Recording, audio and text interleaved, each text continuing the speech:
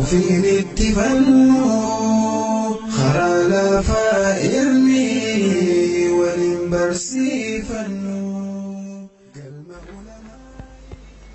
I deem it a great privilege to have been given this opportunity of sharing with you some thoughts on the subject of Islam and other religions.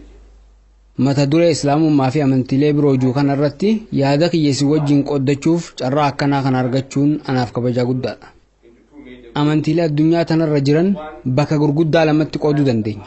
isa tokko amantii ariyaan jennee ibsuu dandeenya. kaan ammoo amantii seematiik jennee ibsuu dandeenya. amantiilee ariyaan jaaman keessaa kanneen akka budiizim, hinduuzimii fi zooraastriinizim lakkaa'uu dandeenya. amantiilee seematiik keessaa ammoo judaayizim, kiristaanummaa fi islaamummaatu jira. warri boodarra maqaa isaanii dha'ee amantiileen seematik jechuudha. akka musliimoonni yaadanitti bu'uurri isaanii tokko. nuti musliimoonni akka islaamummaatti amantiileen sadeen kunniin amantii garagaraati jennee yaaduu hin dandeenyu. akka musliimoonni amananitti wanti judaayizim jedhamu hin jiru. akkasumas wanti kiristaanummaa jedhamu hin jiru. hunda isaanii akka islaamummaatti ilaalla. jechuunis wanti Muusaan, Iisaan akkasumas Muhammad sallallahu alaihi wasallam barsiisan islaamummaadha. ergamtoonni amantii kana barsiisan jechuunis Muusaa, Iisaa fi Muhammad musliimoota turan. gaafiin garagaraa ka'uu mala. waa'ee judaayizimii maal yaadda? judaayizimiin amantii sobaati? waa'ee kiristaanummaa maal yaadda? hin jiru jechuudha. gaafiin akkanaa ka'uu danda'a. nuti akkas jechuu keenyaa miti. wanti nuti jechuu jirru barsiisni namoota gurguddaa sadan kanniini Muusaa, Iisaa fi Muhammad tokko. jechoonni kiristaanummaa fi judaayizim jedhaman bara namoonni amantii kanniin buureessan jedhaman lubbuun jiranitti hin jiran ture. fakkeenyaaf Muusaan osoo har'aan tan waliin jiraate, yaa Muusaa amantiin tee maali jennee osoo gaafanne, aan akka dhuunfaatti amantiin kiyya judaayizimii jee naaf deebisa jeen eegu. sababni isaa jechi kun jecha Muusaan dhagee hin beekne. jechi judaayizim jiru kun kakuu moofaa keessa hin jiru yookaan tawraat keessa hin jiru, talmuuda yahudaa yookaan mishnaa keessa hin jiru. bakkuma kamittuu argachuu hin dandeessan. eegasuu jechi kun eessaa dhufe? jechi judaayizim jiru eessaa dhufe? akkaana nama nutti wayita yahudoonni dachii Falastiin weeraranitti dachii Falastiin gosa gosaan adda qoddatan. gosti hundi dachii murtaa'aa wayii qabate. ilmaan Juudaa yookaan ilmaan ilma Yaaquub iddoon isaan qabatan Juudiyaa jedhama. namoonni bakka san irraa fagaatanii jiraatan amantiin warra Juudaa kan dachii Juudiyaa irra jiraatan judaayizim jedhama jedhanii waaman. jecha kana yahudoonni nu fakkaata jedhanii fudhatan. haa ta'u malee kakuu moofaa keessa osoo barbaaddanii jecha akkas juun argattan. guutuu kakuu moofaa keessa jechuudha. tooraa keessas hin jiru, mishnaa keessas hin jiru, talmuud keessa illee hin jiru. haala kanaan amantiin kun maqaa kan argate. garuu Muusaa osoo gaafanne wanti inni nu deebisa jennee tilmaamnu amantiin kiyya amantii fedhinnaa cufa rabbii ol'aaneef kennuuti kan jiru. kun hiikkaa bareedaa amanticha inni ilma namaa barsiisaa ture saniiti. amantii fedhinnaa cufa rabbii ol'aaneef kennu hima kanaaf akka afaan arabaatti jechi tokkichi bakka bu'u islaam kan jiru. gara kiristaanummaa wayita dhufnus qajeelfama wal fakkaataa arganna. Yesuus Kiristoos jireenya isaa kan dachii tanaa keessatti jecha kiristaanummaa jiru hin fayyadamu. an kiristaana jees hin dubbanne. wayita yeroo lammaffaa dhufu nu isa jidduutti argamnee carraa isa gaafachuudhaa argannee yaa Iisaa amantiin kee maali jennee osoo gaafanne. an akka dhuunfaatti amantiin kiyya kiristaanummaadha jee naaf deebisa jeen eegu. yoo akkas naan jee irra deebi'ee kiristaanummaa isaa kam jee gaafadha. kaatolika roomaati moo ortoodoksa ba'aati moo adventistii guyyaa torbaati moo joovaadha moo kiristaanummaa isa kam jeetiin isa gaafadha. kanaafuu wanti an isarraa eegu amantiin kiyya amantii fedhinnaa cufa rabbii ol'aaneef kennuudha kan juuta. hima kanaaf jechi tokkichi isa ibsu islaam kan jiru. jechi islaam jiru jecha salaam jirurraa argame. hiikkaan isaatis nagee jechuudha. akka hiikkaa amantiitti islaam jechuun amantii fedhinnaa kee cufa rabbii ol'aanuuf kennuu jechuudha. namni fedhinnaa isaa rabbiif kenne muslim jedhamee waamamu. hundee jecha salaamaa jirurraa argame. hiikkaan isaatis qaama ol'aanaaf of kennuu jechuudha. kanaafuu walumaa galatti islaam jechuun nagaya fedhinnaa kee rabbii ol'aaneef kennuun argattu. nuti hordoftoonni amantii islaamummaa musliimoota jenneef waamna. jechuunis nuti fedhinnaa keenya rabbiif kenneerra jechuudha. waan inni akka nuti hojjennu barbaadu cufa hojjechuuf qophiidha. akkaataa odeeffannoo karaa nabi Muhammadiin arganneen nuti Allah malee waan biraan gabbaru. waan kana fudhanneerra. Muhammad sallallahu alaihi wasallam ergamaa isaa ta'uu akka fudhannu ajajamneerra. kanaas fudhanneerra. farshoo nama macheessu dhuguun qabdan jaamneerraa nuti harkaan isiin tu'u. foon booyyeen nyaannu, qumaara hin taphatinaa ja'amne irraa hin taphannu waan barsiifamne hunda akka barsiifamne sanitti hojjenna jechi tokko kan haala kana ibsu muslim isa jiru hiikkaan isaatis nama fedhinnaa isaa rabbiif kenne jechuudha nabi muhammad sallallahu alaihi wasallam muslima nutis muslima yesus muslima ture quraannis sahaabonni isaa muslima ta'uu isaanii nuuf ibsee jira jechuunis fedhinnaa isaanii rabbiif kennanii jiran muslima jechuun hordoftoota muhammad jechuu miti hiikkaan isaa nama fedhinnaa isaa rabbiif kenne jechuudha disciples were Muslims, meaning they submitted the will to the will of God. Muslim doesn't mean the follower of Muhammad. It means one who has submitted. In the garden, if you remember, Garden of Gethsemane.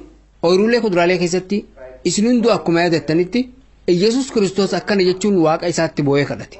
Yaa abbaa koo yoo ka danda'amu ta'e xoofoon dhiphinaa kun anarraa dabru garuu akka fedhii koo miti akka fedhii keetii malee dubbii akka fedhii kiyyaa osoo hin taane akka fedhii keetii juu kanaaf jechi tokkichi ibsu isa muslim ju inni waan rabbi isaa ajaje dalaguuf qophiidha jechuudha kanaafuu nuti Muusaa muslima ture Yesus muslima ture Muhammadis muslima ture jenna Abrahaamis muslima ture namni fedhinnaa isaa hunda rabbiif kenne muslima amantiin namoonni kunniin hundi hordofan ammoo islaamummaadha waa'ee kitaaban amantiilee kanneen wayita laallu judaayizim kiristaanummaa fi islaamummaa jechuudha judaayizimii fi kiristaanummaan kitaaba tokko keessatti walitti qabamaniiru kakuu moofaa fi kakuu haara'u jechuudha kakuun moofaan kitaaba warra yahudaati kakuun moofaa fi kakuun haara'inni walitti ammoo kitaaba kiristaanummaati nuti musliimoonni onni jennu wanti kakuu moofaa fi kakuu haara'e jaamu yoo jiraate wanti kakuu xumuraa jaamu ammoo jiraachuu qabaa jenna yahudoonni kakuu moofaa haga kitaaba macaafa milkiyaas raajichaa qofarraa fudhatanii kaafee dhiisan bakka san dabranii ilaaluun fadhan wanti rabbi isaanii kennu fedhe hundi kakuu moofaa keessatti xumurameera jaanii amanu warri kiristaanaa ammoo yahudoonni if dura deemuu diduudhaan haqa dabsaniiru waan rabbi buuse fudhatanii beekumsa dabalachuu didaniiru jedhu musliimoonni ammoo waan warri kiristaanaa warra yahudaatiin juu warra kiristaanaatiin juu isinis waan warri yahudaa godhe gootan haga kitaaba mul'ata yohannis dhuftanii dhaabbattan maaliif gara duraa deemtanii gara kitaaba kakuu xumuraa fi wahii goolabbii dhufuu diddan jedhan sunis akka nuti waamnutti qur'aana gama amantiitiin wayita laallu amantiilee sadan kanneen jidduu wal fakkeenya guddaatu jira nuti amantiileen kunniin warra maddii isaanii tokko garuu kan sadarkaa garagaraarra jiran jennee amanna bu'uura amantiilee kanneen wayita laallu dhaamsi isaanii kan bu'uuraa garaagarummaan qabu akka nabiyyoonni barsiisanitti jechuudha akka Muusaan Iisaanii fi Muhammad sallallahu alaihi wasallam barsiisanitti jechuudha ajaja yahudootaaf kenname kan duraa wayita laallu afaan Ibruutiin akkana jedha Shama Israa'il Adonai Elohaynu Adonai Echad. hiikkaan isaatis dhaga Israa'el rabbi gooftaa keenya rabbi tokkicha kun ajaja duraa rabbii Muusaatti kennee macaafa keessatti kakuu moofaa keessatti galmaa'e gara Yesus wayita dhufnu akka wangeela Maatewos keessatti ibsametti barreessitoota warra Yahudaa keessaa namni hayyuu jedhamu tokko gara Isaa dhufee barsiisaa jechuun akka afaan Ibruutti raabaay jedhama barsiisaa ajajni hunda duraa kam inni jee gaafate Yesuusis wayita deebisu waan inni jeerra deebi'ee isinii maara innis afaan Ibruutiin Shema Israa'el Adonai Eloheinu Adonai Echad jeettiin hiikkaan isaatis dhaga Israa'el rabbi gooftaa keenya rabbi tokkicha waan Muusaatti waggaa 1,300 dura kenname irra deebi'ee akkasumatti osoo jechee irraa hin jijjiirin dubbate gara Muhammad wayita dhufnu eegee isaan deemee waggaa 600 booda jechuudha Nabi Muhammad sallallahu alaihi wasallam kiristaanota bakka Najraan tan magaalaa Madiinaatiin alatti argamturraa dhufaniin gaafatamanii turan kiristaanonni kunniin waa'ee barsiisa bu'uura amantii waa'ee wahii isaan irratti godhamuu isaan gaafatan osuma haasawaa jiranii dubbataan warra kiristaanaa gaafii dhiyeesse yaa Muhammad amantiin isin rabbi irratti qabdan maali jee gaafate akka nuti amannutti akka nuti musliimoonni amannutti Nabi Muhammad rabbirraa wahiin itti godhama dubbii afaan isaanii keessa rabbiin kaa'ee dubbatan akka suuraa 112ffaa quraana keessa jiru irratti ibsametti qul huwallahu ahad inni Allah rabbi tokkicha jecha xumuraa kan ahad julala ahad jechuun tokkicha jechuudha Yesus echad je hiikkaan isaatis tokkicha jechuudha Muusaanis echad je hiikkaan isaatis tokkicha jechuudha garaagarummaan wantoota kanneen jidduu jiru maali jecha tokko kan hiikkaa wal fakkaataa qabu dubbatan akka afaan Ibruutti echad akka afaan Arabaatti ahad wanti nama ajaa'ibsiisu jecha kana wayita barreessu ahad jee eega barreesseen booda echad godhuudhaaf tuqaa takka qofa itti godhuudha aha kan juu gara echad jijjiiruuf ahad echad hiikkaan isaan tokkuma Kanaafuu wanti Muusaan Iisaanii fi Muhammad sallallahu alaihi wasallam barsiisan garaagarummaa takkallee hin qabu jenna. Akka nabiyyoonni kunniin barsiisanitti jechuudha. I want to make it ihad and just put a dot. That's all. That makes it ha into the ha. Ahad, ihad. Barsiisa biraa keessattis wantoota walitti hidhata qaban argina. Wantoonni kitaaban duraanii keessatti ibsamanii jiran fakkeenyaaf akkuma beektan ilmaan Israa'el gabrummaa warra Misraa jalaa bilisa baafamanii gara sulula Saayinaa imalanii turan. Waggaa 40 oliif gaddeemaa jiraachaa turan. Bakkarraa bakkatti socho'aa jiraatan. Haaluma san keessa osoo jiran uummata Yahudaatiif seerri akka ittiin adaban kennameef. Seera haalaan bareedaadha. Innis nama ija balleessu, nama ilkaan cabsuudha. Haqaatattamaatu kun yoo ija kiyya balleessite anis ija kee balleessa. Kanuma seerrinis akkasumatti dalagamaas. Yoo ilkaan kiyya cabsite anis kan kee cabsa. Haqni hojiirra ooluu qaba. Wanti bakka bu'aa barbaadanii mari'ataniif hin jiru. Wanti nama maneedhaatti guuranii ukkaamsaniif hin jiru. Ijaaf ija, ilkaaniif ilkaan. Seera bareedaadha. Iisaan yookaan Muhammad sallallahu alaihi wasallam ummata saniif seera kanarra gaarii ta'e hin fidan. Bakka Muusaa osoo isaan jiraate seera akkamii baasa? An kan jiru waan wal fakkaataadha. Bakka Muusaa osoo Nabi Muhammad sallallahu alaihi wasallam ta'anii maal jedhan?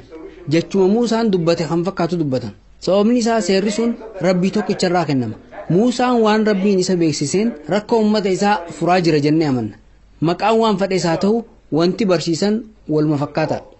Barsiisni sun akkaataa ummata sanii irratti hundaa'a. Zinaa akka seera kennameetti dhiirri zinaa dalagee fi dubartiin zinaa dalagdee ni ajjeefaman. Yesuusis osoo ta'e waan wal fakkaataa hojiirra oolcha. Nabi Muhammad sallallahu